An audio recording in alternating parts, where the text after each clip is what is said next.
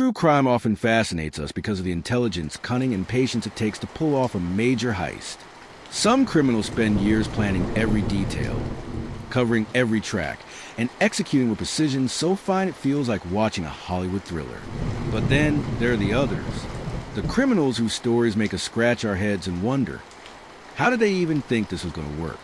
Crime so poorly thought out, so badly executed. They end up feeling like scenes from a dark comedy. Today's case is exactly that. A crime so dumb, so laughably doomed from the beginning, that investigators still call it one of the most ridiculous they've ever seen. But behind the absurdity lies a real man, a real crime, and real consequences.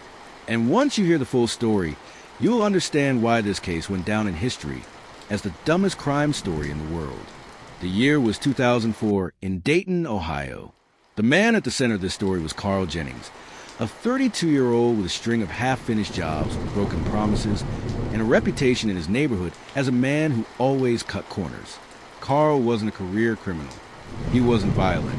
In fact, many described him as lazy but harmless. But Carl was drowning in debt.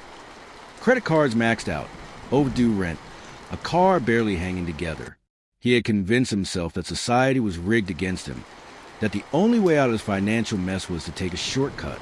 And one afternoon, Carl came up with what he believed was a foolproof plan. His target? A small branch of the First National Bank, just a few blocks from his apartment. His logic? They won't expect it in broad daylight.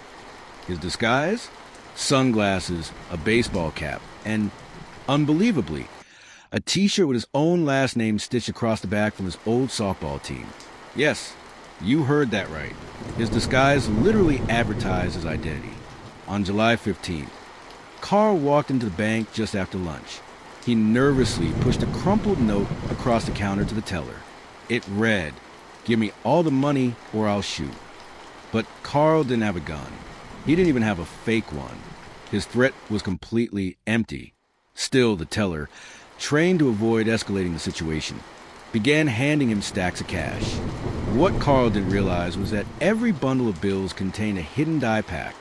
Carl stuffed the money into a plastic grocery bag, turned on his heel, and walked quickly toward the door. For a brief moment, he might have thought he'd actually gotten away with it. But as soon as he stepped into the parking lot, the die packs exploded in a plume of bright red smoke. The cash was ruined. His hands, his face, even his t-shirt with his last name printed on it, stained bright red. Witnesses later said it looked like he'd walked straight out of a cartoon. And if that wasn't enough, Carl had parked his car right outside the bank, in full view of security cameras, with a personalized license plate that read, CJ32, his initials and age. Within minutes, police had Carl's name, his car, and a physical description that matched perfectly. Witnesses described the sunglasses, the baseball cap, and even the softball jersey with his name. Detectives drove to his apartment that same afternoon, and what they found inside left them shaking their heads. Carl was sitting in his living room, shirtless, scrubbing his arms with dish soap, trying desperately to wash the red dye from his skin. On the couch sat the plastic grocery bag filled with red-stained bills. On the coffee table were his destroyed clothes, his softball jersey, still marked with his name. It was the kind of scene that didn't require forensics, didn't require months of detective work. It was as if Carl had gift-wrapped his conviction for them.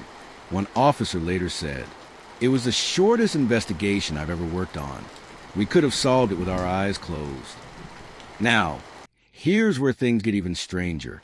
During interrogation, Carl didn't deny the robbery. He didn't ask for a lawyer. Instead, he gave police what he thought was a clever explanation. Carl told investigators he hadn't really robbed a bank. According to him, it was all part of a movie project he was working on. He claimed to teller, the note, even the exploding die pack, were props. His plan, he said, was to film a bank robbery scene for a low-budget film. There was just one problem.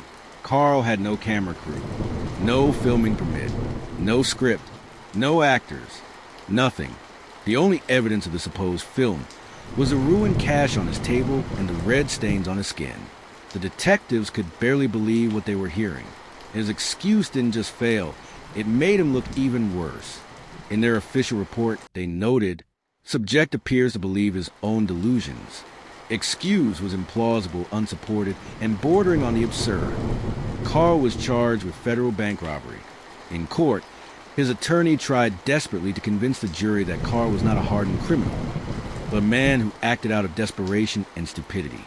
The defense leaned into the movie project excuse, arguing that it proved Carl wasn't dangerous, just foolish. But the jury wasn't buying it. The evidence was overwhelming, and Carl was convicted within hours. He was sentenced to 12 years in federal prison. In the courtroom, one juror later admitted she had trouble keeping a straight face throughout the trial. It felt less like a crime and more like a comedy skit, she said. Carl Jennings never became famous for being rich or powerful.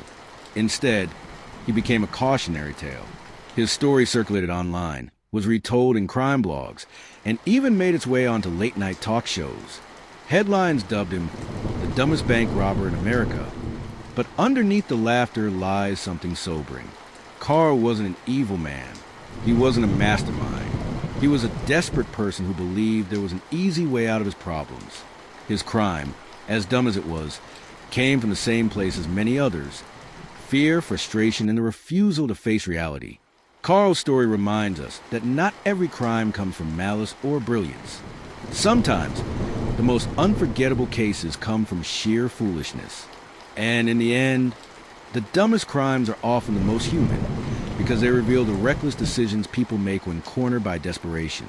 And that's why, nearly 2 decades later, the story of Carl Jennings still lives on, not as a criminal legend, but as the dumbest crime story in the world.